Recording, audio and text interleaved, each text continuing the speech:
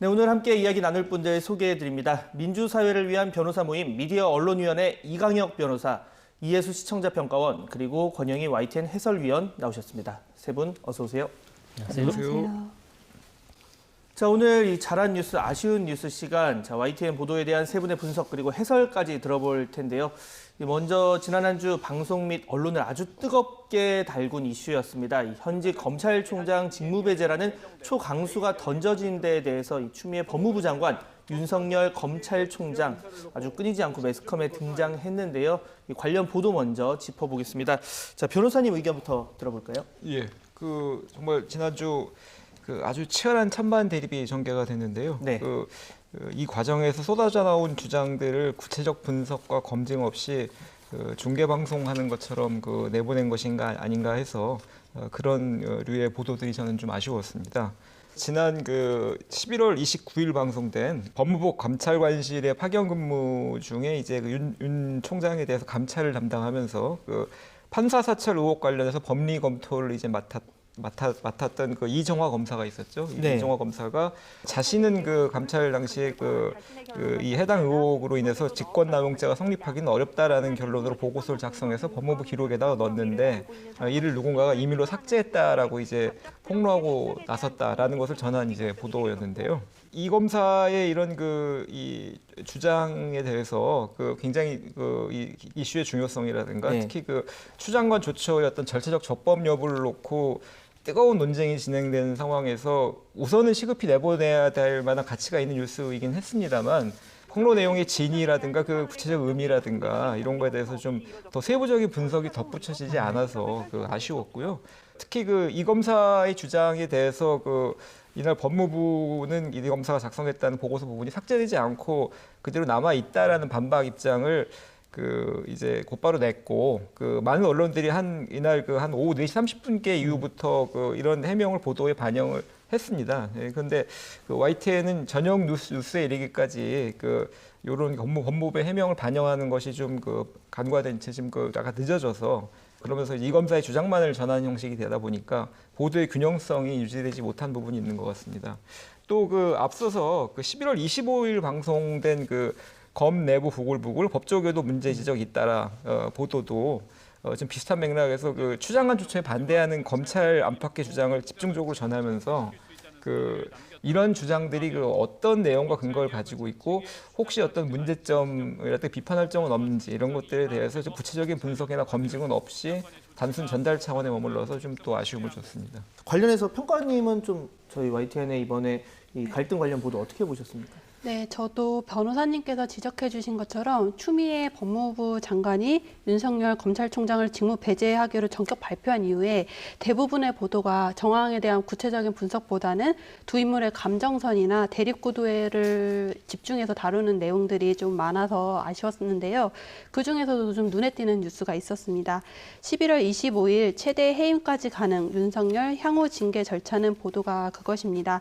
이 보도는 추미애 장관이 어떤 법에 근거해서 윤석열 총장의 업무를 중지시킨 것이고 이에 따라 향후에 어떤 법적 절차와 과정을 거치는지를 상세하게 정리를 했습니다.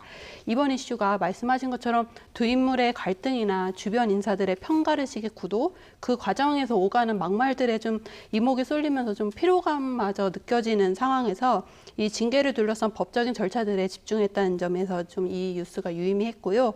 그러나 11월 29일 180도 공수 바뀐 민주당, 국민의힘, 그 사이에 윤석열도 바뀌었다 보도에서는 이 이슈를 둘러싼 여야의 말말말을 편집한 형식으로 인해서 검찰 개혁이라는 중대한 사안에 대한 과정들이 여야의 힘 겨루기나 정쟁으로 좀 축소하는 인상을 주어서 좀 아쉬웠습니다. 또 윤석열 검찰총장이 2013년에 수원지검에 있을 때 나는 사람에게 충성하지 않는다라는 발언을 하면서 굉장히 강직한 검사의 어떤 표본으로 자리하지 않았습니까? 네. 근데 이 보도에서도 그 장면이 사용이 되는데요. 여기에 법에 따라 행동한다던 윤석열 검찰총장의 태도가 변했다라는 내용이 덧붙여지면서 자칫 좀 다른 한쪽에 힘을 실어주는 표현이 될 수 있어서 좀 주의가 필요하겠습니다. 그래서 두 인물의 갈등 보도 속에서 가려지거나 잊혀진 본질에 더 집중하는 보도가 이어지기를 바라겠습니다. 네. 두 분 의견을 좀 종합해 보면 그러니까 구체적 분석이 좀 들어가야 되고 단순 전달에 그쳐서는 안 되겠다라는 이제 공통점이 있는 것 같은데 참 정말 어려운 문제입니다. 그래서 저는 위원님께 마이크를 바로 넘기도록 하겠습니다. 어떻게 보셨습니까? 또 어렵습니다. 이제 코로나19 관련 보도를 제외하고는 요즘에 뭐 거의 뭐 코로나19만큼의 양을 이 보도에 대부분 언론사들이 집중하고 있는 그런 상황이잖아요. 뭐 가뜩이나 법이나 경제 관련 문제는 좀 어렵잖아요. 시청자들이 이해하기 어려운 것들이 분명히 많이 있습니다.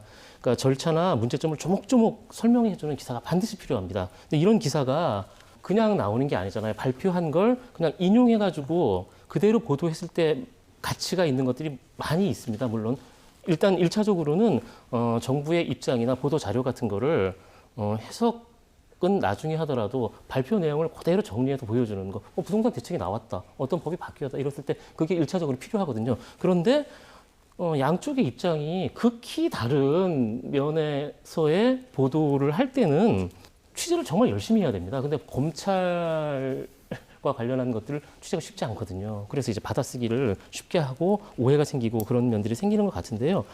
어떻게 보도를 해야 될지 모를 정도로 어려운 상황인 것 같은데 그럴수록 뭐 취재 역량을 더 강화하고 꼼꼼한 취재가 필요할 것 같습니다. 네. 자, 이번엔 좀 분위기를 바꿔보겠습니다. 이외에 뭐 YTN 정말 많은 보도가 있었는데 특히 YTN 보도 가운데 한 번 보도를 하고 그 뒤에 이제 후속 보도, 뭐 연속 보도로 이어져서 실제 뭐 유의미한 좀 변화를 이끌어내고 있는 그런 보도가 있다고 해서 평가원님께서 준비를 하셨다고 하는데 한번 들어볼까요? 네, 저는 11월 26일 국산 둔갑 군 CCTV가 중국발 악성 코드로 연결되어 있었다라는 보도를 이제 좋은 뉴스로 뽑았는데요. 예. 10월 7일 YTN은 우리 군이 도입한 CCTV의 부품이 대부분 이제 중국산이고 해킹에 취약한 상태라는 의혹을 단독 보도한 바 있습니다. 네. 국방부는 이에 대해서 문제가 없다고 답을 당시에는 했었는데요. 그에 대한 이제 후속 보도라고 할 수 있겠습니다. 이날 보도에서는 200여 대의 CCTV에 모두 악성 코드가 숨겨져 있었다는 점, 그리고 CCTV에 찍힌 영상이 육군 서버가 아닌 중국 쪽 서버로 넘어가게끔 설계가 되어 있었다는 점 등 구체적인 증거를 통해서 국방부의 의견을 반박을 했습니다.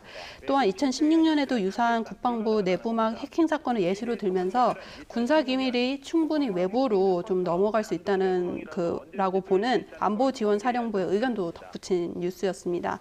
그래서 이번 뉴스는 국가 안보에라는 중요한 사안에 대해서 YTN이 최초로 의문을 제기를 하고 그 보도가 당국의 조사를 이끌었고 그 이후에 사건의 경과를 이제 또 추적했다는 점, 그리고 문제가 되지 않았다는 그 국방부의 입장과 이에 대립되는 조사 결과들을 빠르고 정확하게 제시했다는 점에서 좋은 뉴스라고 평가했습니다.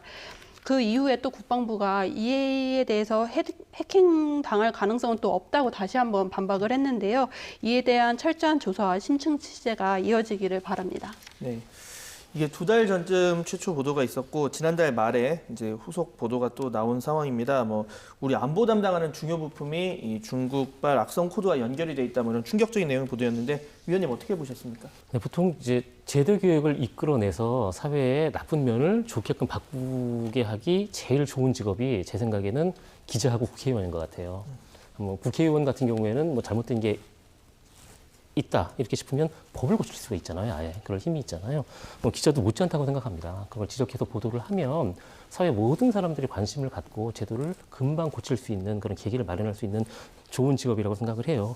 이번 기사가 딱 그 케이스인 것 같습니다.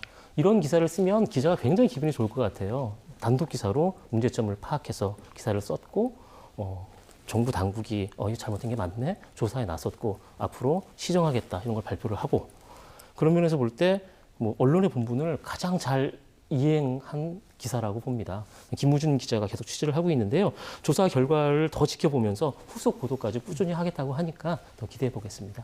네, 저도 기대를 해보겠고요. 자, 마지막으로 이 변호사님께서 짚어주신 내용 볼 건데 이제 벌써 연말입니다. 지금 추워요. 벌써 추운데 놓칠 수 있는 사각지대를 비춘 그런 좀 보도들 몇 가지 정리를 해주셨더라고요.